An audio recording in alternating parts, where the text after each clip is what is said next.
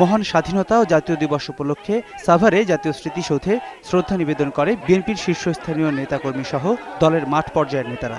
এ সময় দলের স্থায়ী কমিটির সদস্য আব্দুল মঈন খান দেশে গণতন্ত্র নেই উল্লেখ করে বলেন, গণতন্ত্র পুনরুদ্ধারে আন্দোলনে আছে বিএনপি। যে গণতন্ত্রের জন্য ৩০ লক্ষ মানুষ তাদের রক্ত দিয়েছিল, স্বাধীন বাংলাদেশকে প্রতিষ্ঠিত করেছিল, সেই গণতন্ত্র আজকে বাংলাদেশে অনুপস্থিত।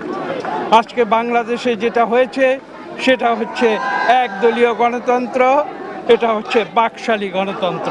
দেশনেত্রী বেগম খালেদা জিয়ার নেতৃত্বে আমরা একটি মাত্র ইস্যু নিয়ে আমরা আন্দোলন করছি, সেটা হচ্ছে যে এদেশের মানুষকে ভোটাধিকার ফিরিয়ে দিতে হবে।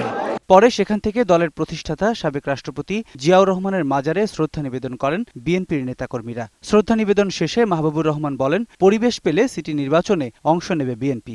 লেভেল প্লেইং ফিল্ড হয়, যদি নির্বাচনের জন্য যে বিধিনিষেধ সেগুলো যদি সকলের জন্য সমানভাবে অ্যাপ্লিকেবল হয়, আমাদের যারা নির্বাচন করবে সেই ক্যান্ডিডেটরা আজকে জেলের অন্তরালে, তারা মিথ্যা মামলায় জর্জরিত, তারা বিভিন্নভাবে হয়তো আত্মগোপন করছে, তা তাদেরকে ফ্রি করে দিতে হবে এবং ইলেকশন ক্যাম্পেইন করার সুযোগ দিতে হবে।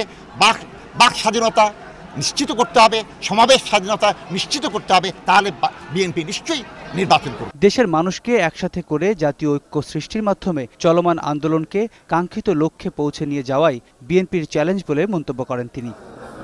প্রণব চক্রবর্তী, ২১ টেলিভিশন, ঢাকা।